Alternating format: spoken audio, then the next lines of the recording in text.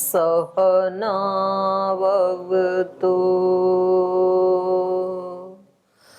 सहनौ भुनक्तु सह वीर्यं करवावहै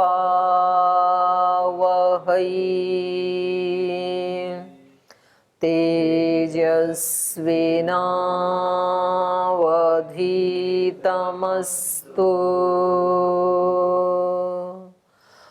मा विद्विषावहै। ॐ शान्ति शान्ति शान्तिः।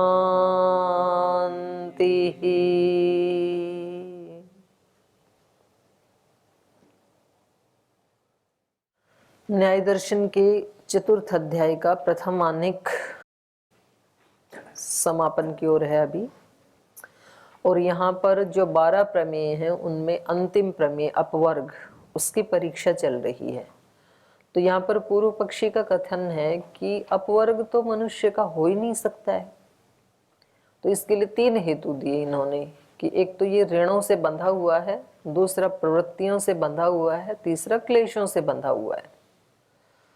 तो इसका परिहार करते हुए भाष्यकार ने बताया कि जो आपने ऋण आदि के लिए ब्राह्मण ग्रंथों का उद्धरण दिया है, उन्हीं ब्राह्मण ग्रंथों में ये भी तो प्रमाण मिलता है, अथा अपरे ऋषयो मनीषिणः परम कर्मभ्यो अमृतत्व मानुषुः। कुछ ऋषि तो ऐसे थे कि जिनको धन और प्रजा आदि की इच्छा थी, तो वो तो मुक्त नहीं हो पाए, वो तो मृत्युम निषेधु, उन्होंने तो इस संसार को प्राप्त किया। अथ अपरे, और कुछ ऐसे ऋषि थे जिन्होंने, जो मनीषी थे, परम कर्म भ्यो, निष्काम कर्म करते हुए अमृतत्व को प्राप्त किया। तो इसका मतलब उन्हीं ब्राह्मण ग्रंथों में भी अपवर्ग का उल्लेख किया है। तो ऐसा आप नहीं कह सकते हैं कि इसका अभाव है। आगे कहा अथ ब्राह्मणानि, और ब्राह्मण ग्रंथों में और भी क्या कहा है, त्रयो धर्म स्कंधा यज्ञ अध्ययनम दानम इति प्रथमः। ब्राह्मण ग्रंथों में ये भी बताया दूसरे वर्णाश्रमों के लिए भी विधान किया है, केवल गृहस्थी के लिए ही विधान नहीं किया, बल्कि उन्होंने कहा कि 3 धर्म के स्कंद हैं। 3 धर्म के स्कंद कौन हैं? तीनों वर्णाश्रम, क्योंकि तीनों के अपने अपने अलग अलग धर्म हैं। और चौथा है फिर सन्यासी का। तो उसके लिए यद्यपि इस तरह से कोई कर्तव्य कर्म नहीं होते हैं, लेकिन इन सब को संभाल के रखना यही उसका कर्तव्य कर्म है। तो ऐसे लगाएंगे तो 4 बन जाएंगे। तो पहले गृहस्थाश्रम का धर्म क्या है? यज्ञ अध्ययन दान। गृहस्थियों को यज्ञ जरूर करना चाहिए, प्रतिदिन अग्निहोत्र आदि, और समय समय पर बड़े सोमयाग आदि यज्ञ करने चाहिए। अध्ययन, तो इसलिए घर जाते समय ब्रह्मचारी को उपदेश दिया जाता है, स्वाध्याय प्रवचनाभ्याम मा प्रमद, स्वाध्याय करते रहना, क्योंकि गुरुकुल में तो पाठ्यक्रम ही ऐसा है कि रोजाना स्वाध्याय होता ही है, सिलेबस ही ऐसा है। पर ऐसा ना हो कि कहीं वहां जाकर के भूल जाए कि अब पढ़ाई खत्म मेरी। तो स्वाध्याय हमें गिरने से बचाता है, इसलिए स्वाध्याय को व्यक्ति को अपने जीवन में मरण पर्यंत अवश्य शामिल रखना चाहिए। क्योंकि ये उपदेश जो हैं ये बड़े साइंटिफिक उपदेश हैं। स्वाध्याय प्रवचनाभ्याम, स्वाध्याय से कभी प्रमाद नहीं करना चाहिए। तो जिस दिन छुट्टी हो उस दिन भी थोड़ा स्वाध्याय जरूर करना चाहिए किसी अच्छे ग्रंथ का। तो इसलिए गृहस्थी के लिए भी, प्रथम आश्रम के लिए भी यहाँ अध्ययन का विधान किया है।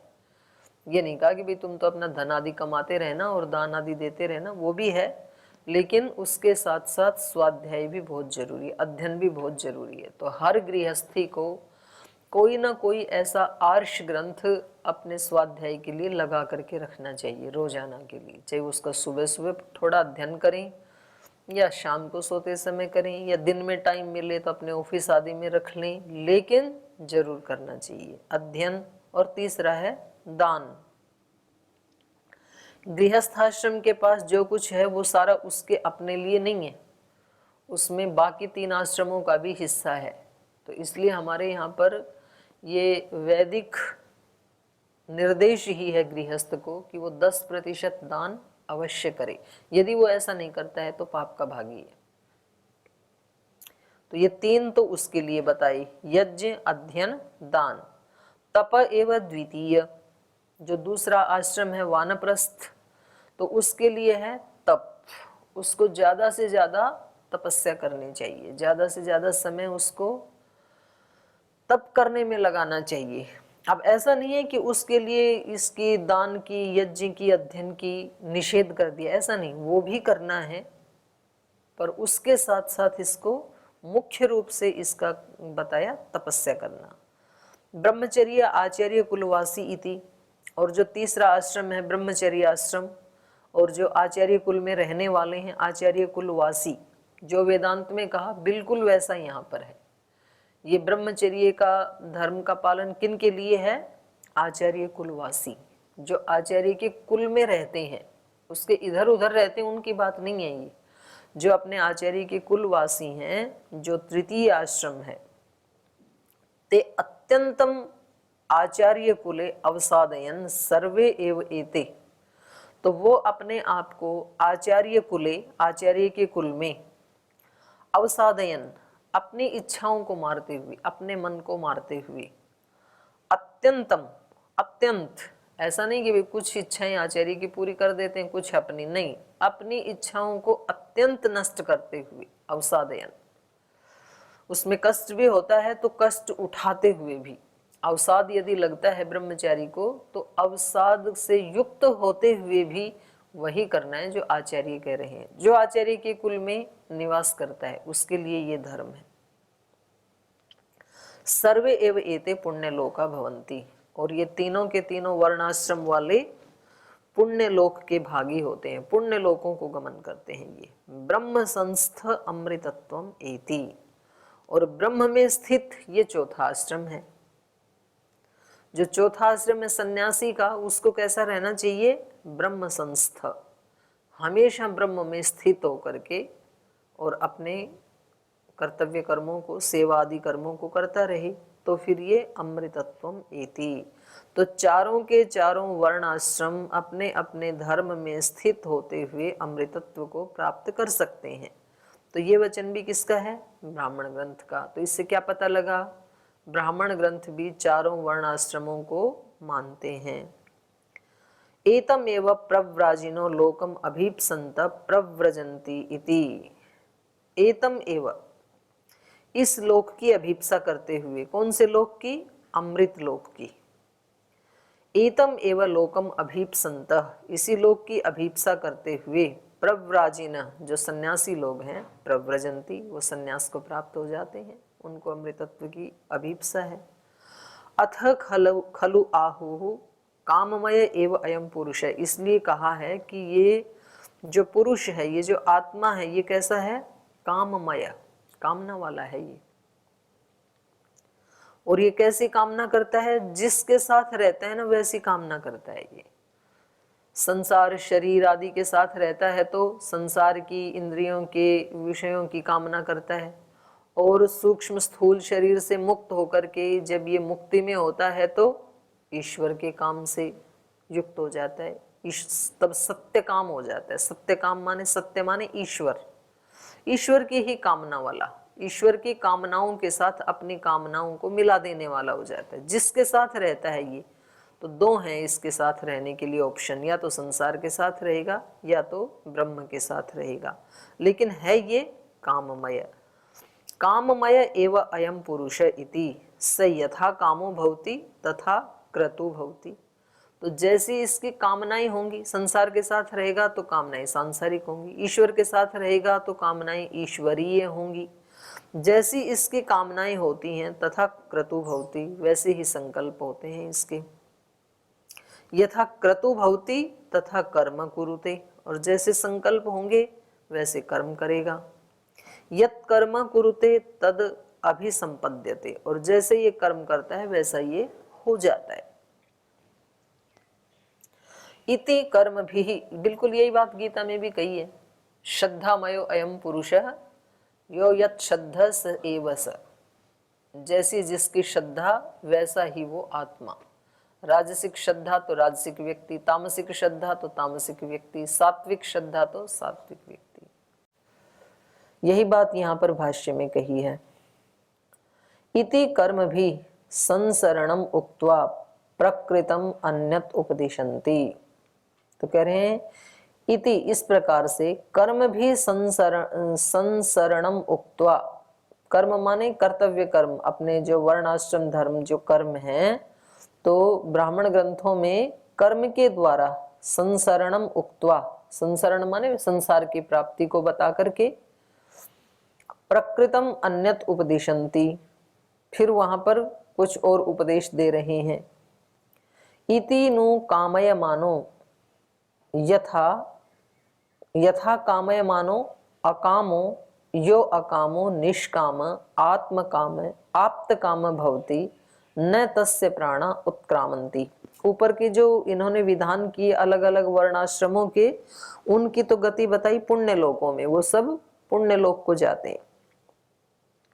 और जो ब्रह्म संस्थ है सन्यासी, वो अमृत तत्व को प्राप्त करता है। अब उसी को यहाँ आगे बता रहे हैं। इति कर्म भी संसरणम उक्त्वा, अपने अपने कर्मों के अनुसार संसार को प्राप्त होते हैं, ऐसा कह करके प्रकृतम अन्यत उपदिशन्ति, जो वहां पर प्रकृत है वो अन्यत माने इससे अतिरिक्त, अर्थात जो इन वर्णाश्रमों से ऊपर उठ गया, उसके लिए उपदेश किया जा रहा है। इति नो कामयमान, इस प्रकार से ये जो कामयमान जो आत्मा है, कामना वाला ये जो आत्मा है, यही आत्मा जब बाद में अथ अकामयमान, जब कामनाओं से मुक्त हो जाता है, कामना छोड़ भी तो देता है ना, ये जब मोक्ष की अभिप्सा होती है तो उसको यहाँ पर कहा अकाम। अकाम माने सांसारिक कामनाओं से मुक्त हो जाता है। ईश्वर की या मोक्ष की कामना तो बनी रहती है, उसको यहाँ पर नहीं कह रही। अकाम है कोई कहा निष्काम, चली गई हैं, निकल गई हैं कामनाएं जिसकी, उसी को कहा आत्म काम, केवल एक परमात्मा की ही कामना है। आत्म माने परमात्मा, परमात्मा की ही कामना है। आप्त काम, प्राप्त हो गई हैं सब कामनाएं जिसको, माने संसार की सब कामनाएं जिसको प्राप्त हो गई हैं और प्राप्त होकर के उसने छोड़ दी हैं। अब केवल एक परमात्मा की ही कामना शेष बची है, बाकी कोई कामना शेष नहीं बची, उसको कहेंगे आप्त काम। आप्त काम भवति न तस्य प्राणा उत्क्रामन्ति, तो उसके प्राण, उसकी इंद्रियां यहाँ से उत्क्रमण नहीं करती हैं, माने वो यहीं पर ही जीवन मुक्त हो जाएगा और अपनी इच्छा से वो स्थूल शरीर का भी त्याग कर सकता है और सूक्ष्म का भी कर सकता है, और यहीं ब्रह्म में वो लीन हो सकता है। तो इसलिए उसके प्राण, क्योंकि बाकी के प्राण तो साथ में क्यों जाएंगे, क्योंकि उनको अगले लोक में जाना है, तो प्राण के साथ साथ सूक्ष्म शरीर वो उत्क्रमण करेगा। लेकिन जो मुक्त हो गया, जो निष्काम हो गया, आप्त काम हो गया, आत्म काम हो गया, उसके प्राण न उत्क्रामन्ति, वो उसके आत्मा के साथ नहीं जाएंगे, उत्क्रमण नहीं करेंगे वो, क्योंकि प्रयोजन ही नहीं है ना। तो इसलिए कहा तस्य प्राणा न उत्क्रामन्ति इहैव सम अवलीयन्ते, यही वो अपने मूल कारण में लीन हो जाते हैं। और ये आत्मा ब्रह्मैव सन ब्रह्म अप्येति, ब्रह्म होता हुआ ब्रह्म को प्राप्त कर लेता है, क्योंकि ब्रह्म तो सर्वव्यापक है। तो इस वर्णन से ये पता लग रहा है कि वहां जो वेदांत में ब्रह्मलोक आदि की प्राप्ति की बात कही है, तो ये कह रहे हैं कि कोई अन्य लोक में जाने की जरूरत नहीं है इस व्यक्ति को, क्योंकि ईश्वर सर्वव्यापक है और यहीं पर ही वो स्थूल सूक्ष्म शरीर को छोड़ करके उसको अपने कारण में लीन करके और ये स्वयं ब्रह्म में लीन हो जाता है। तत्र यद उक्तम ऋणानुबंधात अपवर्गाभावः इति एतत् अयुक्तम इति, तो जो आपने कहा था कि ऋणों से बंधा हुआ है ये मनुष्य, 3 प्रकार के ऋणों से, तो ये कभी भी अपवर्ग को प्राप्त नहीं कर सकता है, ये आपका कथन अयुक्त है, उचित नहीं है। ये चत्वारः पथयो देवयाना इति च चातुर आश्रम्य श्रुतेः एक आश्रमा अनुपपत्ति ही। तो कह रहे हैं ये ब्रह्मचर्य, गृहस्थ, वानप्रस्थ और संन्यास चत्वारः पथय देवयानः, देवयान के 4 पथ हैं। ये देवयान मार्ग को प्राप्त करने के लिए ये चारों योग्य हैं। ब्रह्मचारी भी देवयान मार्ग पे चल सकता है, गृहस्थ भी, वानप्रस्थी भी और सन्यासी भी। देवयान मार्ग कौन सा है? जिससे देवलोक की प्राप्ति होती है, ब्रह्मलोक की प्राप्ति होती है। तो उस पे चलने के लिए चत्वारः पथयः देवयाना इति। तो कहा यहाँ पर चतुर आश्रमों की श्रुति होने से एक आश्रम में अनुपपत्ति ही। इन्होंने कहा था ना कि ब्राह्मण ग्रंथों में तो केवल एक गृहस्थाश्रम का ही वर्णन है, तो बाकी आश्रम होते ही नहीं है, और बाकी होते ही नहीं हैं तो अपवर्ग का भी अभाव हो जाएगा, क्योंकि गृहस्थी तो अपवर्ग को प्राप्त कर नहीं सकता है। क्यों? क्योंकि उसको तो मरण पर्यंत यज्ञ याग आदि करना है, प्रवृत्ति करनी है। तो उसका यहाँ भी इन्होंने खंडन कर दिया। तो यहाँ पर ये बताया कि भाई चारों आश्रम हैं और देवयान मार्ग को प्राप्त करने के लिए चारों योग्य हैं, लेकिन फिर भी यदि आप यूं कहें कि भाई गृहस्थियों के लिए तो वहां पर जरा मरण पर्यंत यज्ञ याग करने का विधान किया है, तो वो तो कभी उसको प्राप्त कर ही नहीं सकते मोक्ष को। तो उनके लिए कह रहे हैं फलार्थिनश्च इदं ब्राह्मणं जरा मर्यम व एतत् सत्रम यद अग्निहोत्रम दर्श पौर्णमासौ च इति कथम। कहने ये जो बताया ना जरा मरण पर्यंत ये सत्र, अग्निहोत्र, दर्श पौर्णमास आदि का इसको अनुष्ठान करना ही होगा, ये भी किन गृहस्थियों के लिए है? फलार्थिनः, जो फल की इच्छा है, जिनको जरा मरण पर्यंत नई नई कामनाएं उत्पन्न हो रही हैं, नए नए फल चाहिए, उनको करने के लिए है ये। मान लो किसी की कामनाएं नष्ट हो गई तो वो गृहस्थी होकर के भी उसको ये कर्मकांड करने की कोई आवश्यकता नहीं है। कथम, कैसे पता लगा ये कि ये सबके लिए नहीं है, केवल फलार्थियों के लिए ही है, ये कैसे पता लगा? तो उसका उत्तर दे रहे हैं समारोपणात् आत्मन्यप्रतिषेधः। आत्मनि समारोपणात् अप्रतिषेधः।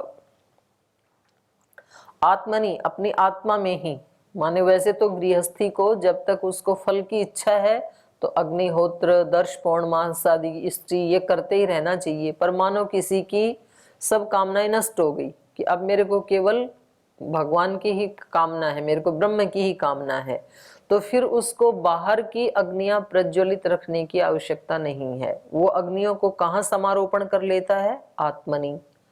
आत्मनि समारोपणात्, अपनी आत्मा में ही उन अग्नियों का समारोपण कर लेने से वो मुक्त हो जाएगा। इसलिए अप्रतिषेध, अपवर्ग का निषेध नहीं हो सकता है। गृहस्थ के लिए भी अपवर्ग का निषेध नहीं है, गृहस्थी भी अपवर्ग को प्राप्त कर सकता है। प्राजापत्यम इष्टिम निरूप्य तस्याम सार्ववेदसं हुत्वा आत्मनि अग्निन समारोप्य ब्राह्मण प्रव्रजेत इति श्रूयते। बोले शास्त्रों में ऐसे लिखा हुआ है कि जब इसकी सब कामनाएं समाप्त हो जाएं तो इसको प्राजापत्याम इष्टिम निरूप्य, प्रजापति आहुति दे करके, सबसे लास्ट में देते हैं ना मौन होकर के, इदम प्रजापतये इदन्न मम। तो उसका मतलब ये है कि अब हमारी और कोई कामना नहीं रही, सब कामनाएं समाप्त, केवल भगवान की ही कामना बची है अब। तो वो अंतिम आहुति होती है, वो इसका प्रतीक है कि अब और कोई कामना शेष नहीं है। तो इस व्यक्ति को जिसकी सब कामनाएं समाप्त हो गई उसको प्राजापत्याम इष्टिम निरूप्य, प्रजापति की इष्टि संपन्न करके, तस्याम सार्ववेदसं हुत्वा, उसमें अपना सर्वस्व आहूत करके, क्योंकि प्रजापति आहुति में सब डाल दिया जाता है जो विशेष बचा था, तो अपना सर्वस्व आहूत करके आत्मनि अग्निन समारोप्य, अपनी आत्मा में उन अग्नियों का समारोपण करके, अब बाहर अग्नि नहीं जलाएगा, अब आत्मा में ही आत्मा का यज्ञ चलेगा। आत्मनि अग्निन समारोप्य ब्राह्मण प्रव्रजेति, तो ये ब्राह्मण प्रव्रज्या को प्राप्त हो गई, संन्यास ले ले, ऐसा वहां पर विधान है। तेन विजानी में, तो इस विधान से हम ये जानते हैं प्रजा वित्त लोकैषणाभ्यो व्युत्थितस्य निवृत्ते फलार्थी, रे और लगा लीजिए है ना, फलार्थित्वे समारोपणम विधीयते इति। तेन विजानी में, तो इससे हम ये जानते हैं कि एषणा शब्द तीनों के साथ जुड़ा हुआ है। प्रजा एषणा माने पुत्रेषणा, और वित्तेषणा और लोकेषणा। प्रजा वित्त लोक एषणाभ्य उत्थितस्य, जो पुत्रेषणा वित्तेषणा लोकेषणा से जो उठ गया है, माने कोई एषणा जिसकी शेष नहीं बची है, तस्य उसका फलार्थित्वे निवृत्ते है, उसकी फल की कामना निवृत्त हो जाने पर समारोपणम विधीयते, उसके लिए आत्मा में ही अग्नियों का समारोपण का विधान किया गया है। और कह रहे हैं इसी से संबंधित एक उदाहरण भी ये दे रहे हैं। एवं च ब्राह्मणानि सो अन्यत व्रतम उपाकरिष्यमाण याज्ञवल्क्यो मैत्रेयीम इति होवाच। और कह रहे ब्राह्मण ग्रंथ का ही ये एक उदाहरण है, अन्यत व्रतम उपाकरिष्यमाण। एक तो ये गृहस्थ धर्म का व्रत था कि रोजाना अग्निहोत्र करना है, समय समय पर बड़े याग आदि करने हैं, अध्ययन करना है, दान करना है। अब इस व्रत को समाप्त करके अन्यत व्रतम उपाकरिष्यमाण, अन्यत व्रत को ग्रहण करते हुए, अन्यत व्रत कौन सा है? अब मोक्ष प्राप्ति का व्रत है, अपवर्ग का व्रत है। सो अन्यत व्रतम उपाकरिष्यमाण याज्ञवल्क्यः मैत्रेयीम इति होवाच। तो उन्होंने अपनी पत्नी मैत्रेयी को ये शब्द कहे थे, बोला था, प्रव्रजयिष्यन् वा अरे अहम अस्मात् स्थानात् अस्मि हंत। हे प्रिय मैत्रेयी, मैं इस स्थान से उठ करके अब प्रव्रज्या को प्राप्त करना चाहता हूँ, माने मैं यहाँ से जाना चाहता हूँ, सन्यासी होना चाहता हूँ, ऐसे उन्होंने अपनी पत्नी से कहा था। ते अनया कात्यायन्या सह अंतम करवाणी इति, तो आओ मैं इस कात्यायनी के साथ आपका सह अंतम करवाणी माने बंटवारा कर देता हूँ। जो भी धन संपत्ति है, तो 2 पत्नियां थी उनकी, तो चलो आप दोनों का बंटवारा कर देता हूँ कि कहीं मेरे जाने के बाद लोग ये ना कहें कि उनकी पत्नियां संपत्ति को लेकर के झगड़ा कर रही हैं, तो मैं अपने सामने ही बंटवारा कर देता हूँ। अथापि उक्ता अनुशासनासी मैत्रेयी एतावत् अरे खलु अमृतत्वम इति है उक्त्वा याज्ञवल्क्य प्रव्राज इति। तो फिर वहां पर मैत्रेयी ने मना कर दिया कि जब ये धन छोड़ के आप जा रहे हैं, इसका मतलब है कि इस धन से भी बड़ी कोई चीज होती है। अगर धन सर्वस्व होता तो आप क्यों जाते? तो बोले आप क्यों जा रहे हैं? मैं इस धन से अमर हो जा, बोले मैं तो अमृतत्व को पाने के लिए जा रहा हूँ, अमर होने के लिए। तो बोले क्या इस धन से मैं अमृतत्व को प्राप्त कर लूंगी? बोले नहीं कर पाओगी। धनवान व्यक्ति की जैसे कामनाएं पूरी होती हैं, ऐसी आपकी लौकिक कामनाएं पूरी हो जाएंगी। अमृतत्वस्य तो न आशा अस्ति अरे। तो फिर उसने कहा ये ना हम नामृता श्याम तस्याम किम कुर्याम, तो मैं उस धन का क्या करूंगी जिससे मैं अमर नहीं हो सकती। तो आप मुझे अमरता का ही उपदेश दीजिए। आप जाइए, हम आपको नहीं रोकेंगे, लेकिन हमें भी वही उपदेश दे करके जाइए जिससे कि हम अमृतत्व को प्राप्त कर सकें। तो फिर उन्होंने उनको उपदेश दिया। तो फिर ये यहाँ पर है, अथ अपि उक्ता अनुशासनासी मैत्रेयी, हे मैत्रेयी यही आपके लिए उपदेश था, माने उन्होंने पूरा उपदेश दिया। तो इस तरह से उपदेशित की हुई मैत्रेयी, तो इससे क्या पता लगा कि गृहस्थी लोग भी अमृतत्व को प्राप्त कर सकते हैं, उनको भी मोक्ष प्राप्त करने का अधिकार है। तो इन्होंने कहा था एतावत अरे खलु अमृतत्वम इति, जितना मैंने आपको बता दिया इतना ही अमृतत्व का उपदेश है। इति है उक्त्वा, ऐसा उपदेश दे करके, ऐसा बोल करके याज्ञवल्क्य प्रव्राज, याज्ञवल्क जी प्रव्रज्या को प्राप्त हो गए, मतलब वहां से चले गए, संन्यास्त होकर के चले गए वो वहां से। तो गृहस्थियों के लिए भी ये दर्श पौर्णमास स्त्री आदि ये जरा मरण पर्यंत जो विधान है, ये किन के लिए है? फलार्थियों के लिए, जिनको कुछ चाहिए, जिनके सब ऐष्णाएं समाप्त हो गई हैं, तीनों ऐष्णाएं, तो वो तो वहां से उठ करके और प्रवज्या को प्राप्त कर सकते हैं, तो वो भी मुक्त हो सकते हैं। और कैसे पता लगा? और कहा पात्र चयनता अनुपपत्तेश्च फलाभावः। पात्र चयनता अनुपपत्ते, जो मरण पर्यंत अग्निहोत्रादि करते हैं ना, तो जब वो मरते हैं तो उन पात्रों को भी उनके साथ ही जला देते हैं, उनका चयन भी हो जाता है चिता के साथ साथ ही। तो जो श्रुवा आदि से आहुति डालते थे या घी का जो भी पात्र था वो सब उनके साथ ही दे देते हैं। तो पात्र चयनता अनुपपत्ति। लेकिन सन्यासियों के साथ तो ये पात्र का चयन नहीं किया जाता, नहीं जलाए जाते हैं। उसकी अनुपपत्ति होने से पता लगा फलाभाव, फल की कामना का अभाव, ये भी सिद्ध होता है। क्योंकि हर व्यक्ति के साथ ये पात्रों का जलाना, उनका चयन ये नहीं होता है। केवल उन्हीं व्यक्तियों के साथ होता है जो लास्ट तक फलार्थी थे, लास्ट तक यज्ञ याग करते रहे और अब उनका शरीर का अंत हो गया, उनके साथ उन पात्रों को जलाया जाता है। जो याज्ञवल्क्य जी की चरण पहले ही तीनों ऐष्णाओं से ऊपर उठ गए, उनका पात्र चयनता अनुपपत्ति है। उनके पात्र चयन की अनुपपत्ति होने से फलाभाव, फल की कामना का अभाव सिद्ध होता है। जरा मर्रे च कर्मण्य विशेषेण कल्पमाने सर्वस्य पात्र चयंतानि कर्माणि इति प्रसज्यते। माने जरा और मृत्यु पर्यंत, जरा मर्ये च कर्मणि अविशेषेण कल्प्यमाने। अगर हम ये माने कि सामान्य रूप से, अविशेषण माने सामान्य, सामान्य रूप से जरा मृत्यु तक ये सारे कर्म किए जाते हैं, ऐसा यदि माने तो सर्वस्य पात्र चयंतानि कर्माणि इति प्रसज्यते। तो फिर तो सब व्यक्ति के साथ ही उनके पात्रों का चयन होना चाहिए। अगर सामान्य रूप से ये विधि सबके करने के योग्य हैं जरा मरण पर्यंत, तो सबके साथ ही पात्रों का चयन होना चाहिए ना, होता नहीं है। लेकिन तत्र ऐषणा व्युत्थानम न श्रूयेत।